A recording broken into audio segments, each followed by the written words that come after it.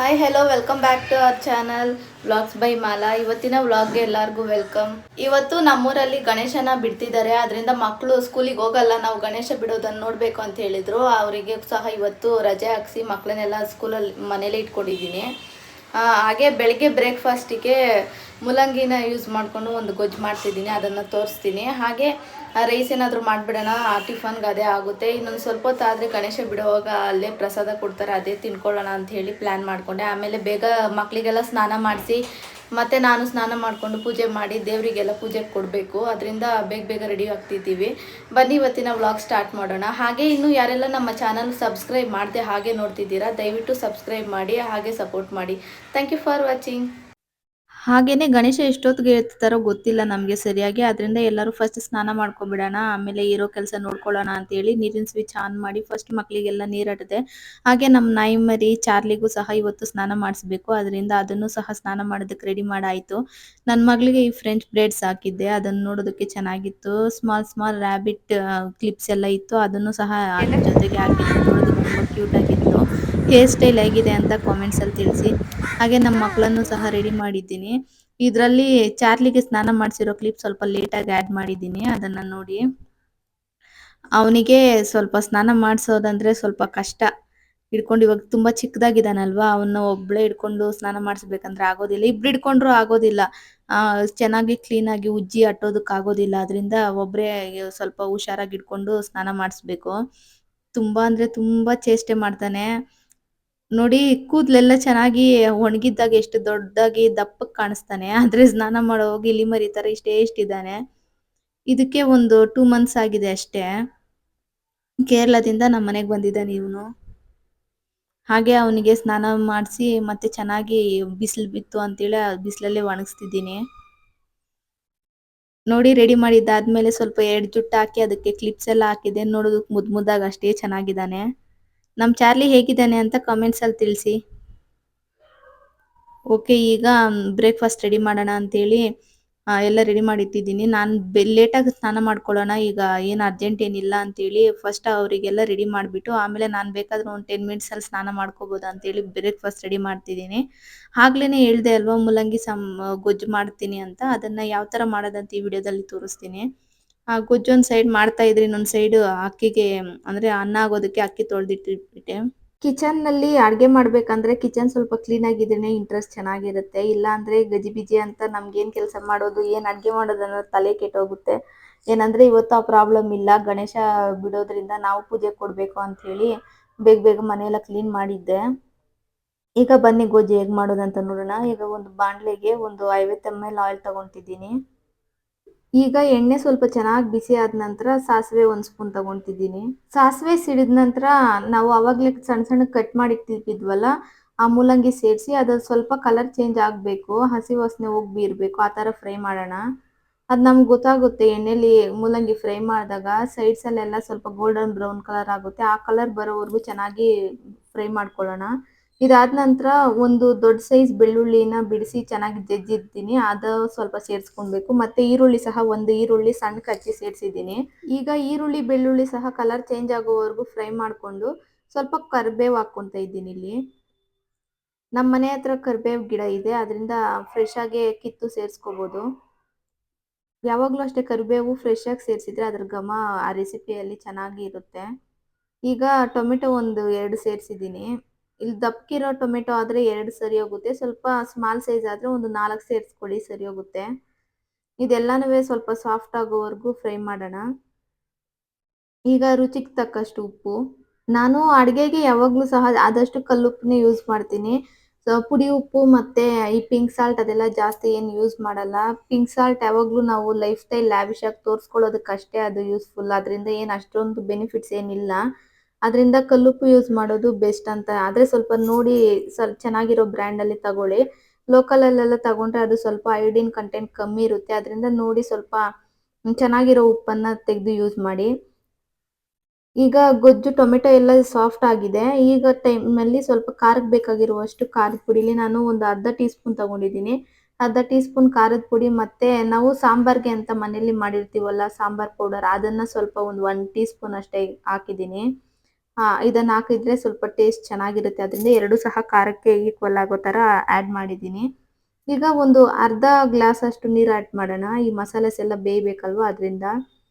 ಈಗ ಗೊಜ್ಜು ಕುದಿಯೋ ಸ್ಟೇಜಿಗೆ ಬಂದಾಗ ಸ್ವಲ್ಪ ಕೊತ್ತಂಬರಿನ ಹಾಗೆ ಸ್ವಲ್ಪ ಆಡ್ ಮಾಡೋಣ.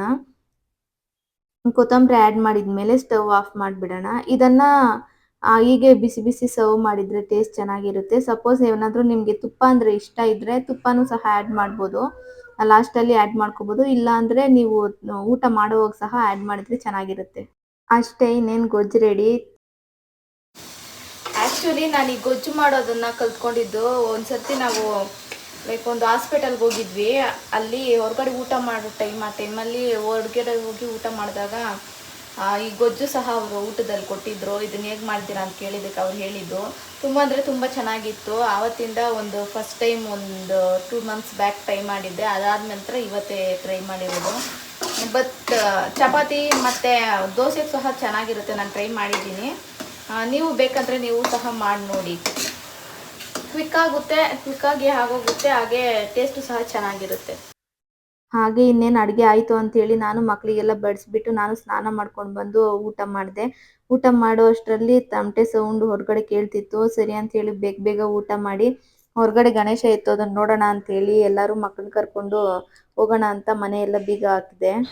ನೋಡಿ, ಸ್ಕೂಲ್ಗೆ ಹೋಗಿ ಅಂತೇಳಿದ್ರೆ ಇವತ್ತು ಗಣೇಶ ಬಿಡ್ತಾರೆ ಊರಲ್ಲಿ ಅಂದ್ಬಿಟ್ಟು ಯಾರು ಸ್ಕೂಲ್ಗೆ ಹೋಗ್ದಿರ ಇಲ್ಲಿ ಆಡ್ಕೊಂಡು ಕುಂತವ್ರೆ ಮನೆಯಲ್ಲಿ.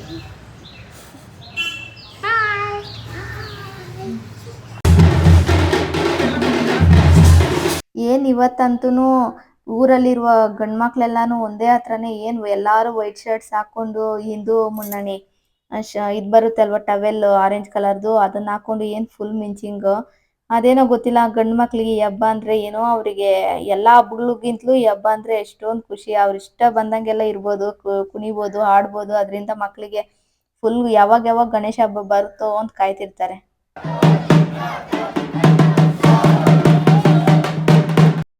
ಈಗ ಆಲ್ಮೋಸ್ಟ್ ಸುತ್ತಮುತ್ತ ಒಂದು 2 ಗಣೇಶನ ಕರ್ಕೊಂಡು ಬಂದು ಇಲ್ಲಿ ಪಕ್ಕದ ಬೀದಿಯಲ್ಲಿ ದೊಡ್ಡದಾಗಿ ಗಣೇಶ ಇಟ್ಟಿದ್ದಾರೆ. ಅಲ್ಲಿಂದಾನೇ ಯಾವಾಗಲೂ ಸಹ ಎಲ್ಲ ಗಣೇಶನೂ ಕರ್ಕೊಂಡ್ಬಂದು ಅಲ್ಲಿ ನಿಲ್ಲಿಸಿ ಸ್ವಲ್ಪ ಹೊತ್ತು ಪೂಜೆ ಮಾಡಿಸಿ ಆಮೇಲೆ ಎಲ್ಲಾನು ಒಟ್ಟಿಗೆ ಹೋಗೋದು. ಈಗ ಒಂದು 2 ಗಣೇಶ ಸುತ್ತಮುತ್ತ ಇಟ್ಟಿರೋ ಗಣೇಶನೆಲ್ಲ ಕರ್ಕೊಂಡು ಬಂದು ಅಲ್ಲಿ ನಿಲ್ಲಿಸ್ಬಿಟ್ಟು ಈಗ ನಮ್ಮ ಮನೆ ಹತ್ರ ಇರೋ ಗಣೇಶನ ಕರ್ಕೊಂಡು ಹೋಗೋದಕ್ಕೆ ಬಂದಿದ್ದಾರೆ. ನೋಡಿ, ನಮ್ಮ ಮನೆ ಹತ್ರ ಇಟ್ಟಿದ್ದ ಚಿಕ್ಕ ಗಣೇಶ ಪುಟ್ಟದೇನಿಲ್ಲ, ಒಂದು 5 ಅಡಿ ಇದ್ದಾನೆ. ಅದಾದ ನಂತರ ಇಲ್ಲಿ ಒಂದು ಸ್ವಲ್ಪ ಒಂದು 12 ಅಡಿ ಇದೆ, ಆ ಗಣೇಶನ ಎತ್ಕೊಂಡು ಹೋಗ್ತಿದ್ದಾರೆ. ಏನು ಒಂದು ಗಣೇಶಕ್ಕಿಂತಲೂ ಒಂದು ಗಣೇಶ ತುಂಬ ಅಂದರೆ ತುಂಬ ಮುದ್ದಕ್ಕಿತ್ತು. ಸ್ವಲ್ಪ ತೂಕ ಜಾಸ್ತಿ ಇರೋ ಗಣೇಶಗಳನ್ನೆಲ್ಲಾನು ಕ್ರೈನ್ ಮುಖಾಂತರ ಎತ್ತಿದ್ರು. ಇಲ್ಲಿ ತುಂಬ ಹೈಯೆಸ್ಟ್ ಅಂದರೆ 27 ಅಡಿನೋ ಏನೋ ಹೇಳಿದ್ರು. ಹಾಗೇನೆ ಡಿಜೆ ತರಿಸಿದ್ರು. ಡಿಜೆ ಅಂತೂ ಬೀದಿಗಳಲ್ಲೆಲ್ಲ ಫುಲ್ ಸೌಂಡು ಡ್ರು ಡ್ರು ಅಂತ. ಮನೆ ಹಾಗೇನೆ ನಮ್ಮ ಅಕ್ಕನವ್ರ ಮನೆಯಲ್ಲಿ ಪಾತ್ರೆಗಳೆಲ್ಲ ಬಿದ್ದೋಯ್ತಂತೆ ಆ ಸೌಂಡ್ಗೆ. ತುಂಬ ಜನ ಹೇಳ್ತಿದ್ರು ನಮ್ಮ ಮನೇಲಿ ಬಿದ್ದೋಯ್ತು ಅಂತ. ಯಾವ ವರ್ಷನೂ ಸಹ ನಮ್ಮೂರಲ್ಲಿ ಡಿಜೆ ತರಿಸಿದ್ದಿಲ್ಲ, ಇದೇ ಫಸ್ಟ್ ಟೈಮು. ಹುಡುಗರಂತೂ ಫುಲ್ ಖುಷಿಯಾಗಿ ಡ್ಯಾನ್ಸ್ಗಳು ಮಾಡಿಕೊಂಡು ಕುಣಿದಾಡ್ಕೊಂಡು ಎಷ್ಟು ಎಂಜಾಯ್ ಮಾಡ್ತಿದ್ರು. ಇಂಥ ಟೈಮ್ನಲ್ಲಿ ಗಂಡು ಮಕ್ಳು ನೋಡಿದ್ರೆ ನಮಗೂ ಹೆಣ್ಮಕ್ಳಿಗೆ ಸ್ವಲ್ಪ ಜಲಸ್ ಫೀಲ್ ಆಗುತ್ತೆ ಅಲ್ವಾ. ನೋಡಿ, ಗಣೇಶ ಎಷ್ಟು ಚೆನ್ನಾಗಿದ್ದಾನೆ, ಮುದ್ದಾಗಿ ಪುಟ್ಟ ಗಣೇಶನ ಥರ. ಅಷ್ಟೇ, ನಾವೊಂದು ಸ್ವಲ್ಪ ಹೊತ್ತು ಅಷ್ಟೇ ನೋಡ್ಬಿಟ್ಟು ಗಣೇಶನ, ಆಮೇಲೆ ಅವರು ಜನ ಜಾಸ್ತಿ ಆದಮೇಲೆ ಮಕ್ಕಳನ್ನ ತಳ್ಳಾಡ್ಬಿಡ್ತಾರೆ ಅಂತ ಹೇಳಿ ಪ್ರಸಾದ ತಗೊಂಡು ನಮ್ಮ ಮನೆ ಕಡೆ ಬಂದ್ವಿ. ನೋಡಿ, ಇಲ್ಲಿ ದೊಡ್ಡ ಗಣೇಶ ಇಟ್ಟಿದ್ದು ಇದೆಲ್ಲ ಶಾಮಿಯಾನ ಎಲ್ಲ ಬಿಚ್ಚಿಬಿಟ್ಟಿದ್ದಾರೆ. ಹಾಗೆ ಅಡುಗೆ ಮಾಡಿರೋದೆಲ್ಲಾನು ಫುಲ್ಲು ಗಲೀಜು ಮಾಡಿ ಹಾಕಿದ್ರು. ಅದನ್ನೆಲ್ಲ ಯಾವಾಗ ಕ್ಲೀನ್ ಮಾಡ್ತಾರೋ ಗೊತ್ತಿಲ್ಲ. ಕಾರ್ಪೊರೇಷನ್ನವ್ರು ನಾಳೆಯಿಂದ ಫುಲ್ಲು ಅವ್ರಿಗೆ ಕೆಲಸನೇ ಸರಿ ಹೋಗುತ್ತೆ ಕ್ಲೀನ್ ಮಾಡೋದು. ಹಾಗೇನೆ ಗಣೇಶನ್ ಬಿಡೋ ಹಿಂದಿನ ದಿನ ರಾತ್ರಿ ಭರತನಾಟ್ಯ ಪ್ರೋಗ್ರಾಮ್ ಅರೇಂಜ್ ಮಾಡಿದ್ರು. ಇಲ್ಲೇ ಪಕ್ಕದ ಸ್ಟ್ರೀಟ್ ಅಲ್ಲಿ ಹೇಳ್ಕೊಡ್ತಾರೆ. ಸೊ ಡ್ಯಾನ್ಸ್ ಕ್ಲಾಸಲ್ಲಿ ಇರೋ ಮಕ್ಕಳೆಲ್ಲನೂ ಡ್ಯಾನ್ಸ್ ಮಾಡ್ತಿದ್ರು. ತುಂಬ ಚೆನ್ನಾಗಿತ್ತು ನೋಡೋದಕ್ಕೆ. ಬಟ್ ಸ್ವಲ್ಪ ಹೊತ್ತು ನೋಡಿ ಮತ್ತೆ ರಿಟರ್ನ್ ಆದ್ವಿ. ಆಮೇಲೆ ಗಣೇಶಗಳನ್ನೆಲ್ಲ ಸ್ವಲ್ಪ ಹೊತ್ತು ನೋಡಿ ಮನೆಗೆ ರಿಟರ್ನ್ ಆದಮೇಲೆ ನೋಡಿದ್ರೆ ಸಿಂಕ್ ಫುಲ್ಲು ಸಾಮಾನಿತ್ತು. ಅದನ್ನೆಲ್ಲ ತೊಳೆದು ಗ್ಯಾಸ್ ಮೇಲೆ ಕ್ಲೀನ್ ಮಾಡಿಬಿಡೋಣ ಅಂತೇಳಿ ಒಂದೊಂದೇ ಪಾತ್ರೆ ಬೆಳಗ್ತಿದ್ದೆ. ಆಲ್ಮೋಸ್ಟ್ ಹೋಗೋವಾಗ ಸುಮಾರಾಗಿ ಪಾತ್ರೆ ಎಲ್ಲ ಬೆಳಗ್ಬಿಟ್ಟೆ ಮನೆಯಿಂದ ಹೋಗಿದ್ದು. ಆದರೆ ಮತ್ತೆ ಊಟ ಮಾಡಿದ್ವಲ್ವಾ, ಅದು ಮತ್ತೆ ಟೀ ಮಾಡಿ ಕುಡ್ದಿರೋ ಗ್ಲಾಸ್ಗಳು ಅವೆಲ್ಲ ಹಾಗೆ ಇತ್ತು. ಅದನ್ನೆಲ್ಲ ತೊಳೆದ್ಬಿಡೋಣ, ಆಮೇಲೆ ಮಲ್ಕೊಳ್ಳೋಣ ಅಂತ ಹೇಳಿ ಎಲ್ಲ ಫಸ್ಟ್ ಪಾತ್ರೆ ಬೆಳಗ್ತಿದ್ದೀನಿ. ಹೆಣ್ಮಕ್ಳಿಗೆ ಯಾವ ಕೆಲಸ ಎಲ್ಲಿದ್ರೂ ಸಹ ಸಿಂಕಲ್ಲಿ ಪಾತ್ರೆ ಇಲ್ಲದೇ ಇದ್ದರೆ ಅದೇ ಒಂದು ದೊಡ್ಡ ಆನಂದ. ತುಂಬ ಜನಕ್ಕೆ ಕೆಲವ್ರಿಗೆ ಬಟ್ಟೆ ಒಗೆಯೋ ಕೆಲಸ ಅಂದರೆ ಇಷ್ಟ ಆಗಲ್ಲ, ಕೆಲವ್ರಿಗೆ ಪಾತ್ರೆ ಬೆಳಗೋ ಕೆಲಸ ಅಂದರೆ ಇಷ್ಟ ಆಗಲ್ಲ. ನನಗೆ ಬಟ್ಟೆ ಒಗೆಯೋ ಕೆಲಸ ಅಂದರೆ ಇಷ್ಟ ಆಗಲ್ಲ. ಪಾತ್ರೆ ಬೇಕಾದರೆ ಎಷ್ಟಿದ್ರೂ ಬೆಳಗ್ಬಿಡ್ತೀನಿ. ಸ್ವಲ್ಪ ಖುಷಿಯಾಗಿ ಮಾಡ್ತೀನಿ. ಆದರೆ ಬಟ್ಟೆ ಒಗೆಯೋ ಕೆಲಸ ಅಂದರೆ ಸ್ವಲ್ಪ ಕಷ್ಟನೇ. ಮುಂಚೆ ಎಲ್ಲ ನಮ್ಮ ಮಕ್ಕಳು ಚಿಕ್ಕ ಮಕ್ಕಳಿದ್ದಾಗ ಅವ್ರನ್ನ ನೋಡಿಕೊಂಡು ಬೇಗ ಬೇಗ ಬಟ್ಟೆ ಎಲ್ಲ ಕ್ಲೀನ್ ಮಾಡೋದಕ್ಕೆ ಆಗ್ತಿದ್ದಿಲ್ಲ. ಅಮ್ಮ ಮನೇಲಿರೋವರೆಗೂ ಅಮ್ಮ ಮಾಡ್ಕೊಡ್ತಿದ್ರು. ಇಲ್ಲಿ ಬಂದಮೇಲೆ ಒಬ್ಬಳೇ ಮಾಡಬೇಕಲ್ವಾ, ಅದರಿಂದ ಸ್ವಲ್ಪ ಕಷ್ಟ ಆಗ್ತಿತ್ತು. ನಾನು ಒಂದು 4-5 ದಿನ ಆಗೋಷ್ಟರಲ್ಲೇ ನನ್ನ ಮಕ್ಕಳ ಚಡ್ಡಿಗಳೇ ಒಂದು ಬೇಸನ್ ಇರ್ತಾ ಇತ್ತು. ಅದೆಲ್ಲ ಎತ್ತಾಕಿ ಒಗೆಯೋಷ್ಟರಲ್ಲಿ ನನಗೆ ಕಣ್ಣಲ್ಲಿ ನೀರೇ ಬಂದ್ಬಿಡೋದು. ಇನ್ನೇನು ಮಾಡೋದು, ಒಗಿಬೇಕು, ನೋಡ್ಕೋಬೇಕು. ಅದು ಬೇರೆ ಅವರು ನನ್ನ ಮಕ್ಕಳು ಟ್ವಿನ್ಸ್ ಬೇರೆ. ಅವ್ರನ್ನ ನೋಡ್ಕೊಳ್ಳೋದೇ ಸರಿ ಹೋಗ್ತಿತ್ತು. ಅದರಲ್ಲಿ ಬಟ್ಟೆ ಎಲ್ಲ ಕ್ಲೀನ್ ಮಾಡ್ಬೇಕಂದ್ರೆ ಅವಾಗವಾಗ ಆಗ್ತಾನೆ ಇದ್ದಿಲ್ಲ. ನಾನು ಬೇರೆ ಸ್ವಲ್ಪ ಕೆಲಸ ಮಾಡೋದು ಅಷ್ಟು ಚೆನ್ನಾಗಿ ಬರ್ತಿದ್ದಿಲ್ಲ ಅವಾಗೆಲ್ಲ. ಇವಾಗ ಓಕೆ, ಒಂದು ಮಟ್ಟಕ್ಕೆ ನನ್ನ ಕೆಲಸ ನಾನು ಮಾಡ್ಕೊತೀನಿ. ಬಟ್ ಅವಾಗೆಲ್ಲ ಅಷ್ಟೊಂದು ಚೆನ್ನಾಗಿ ಕೆಲಸ ಎಲ್ಲ ಮಾಡ್ಕೊಳ್ಳೋದಕ್ಕೆ, ಯಾವ ಕೆಲಸ ಎಷ್ಟು ಬೇಗ ಮಾಡ್ಕೋಬೇಕು, ಈ ಕೆಲಸ ಈಗ ಮಾಡಬೇಕು ಅಂತ ಅಷ್ಟೊಂದು ನಾಲೆಡ್ಜ್ ಇಲ್ಲ.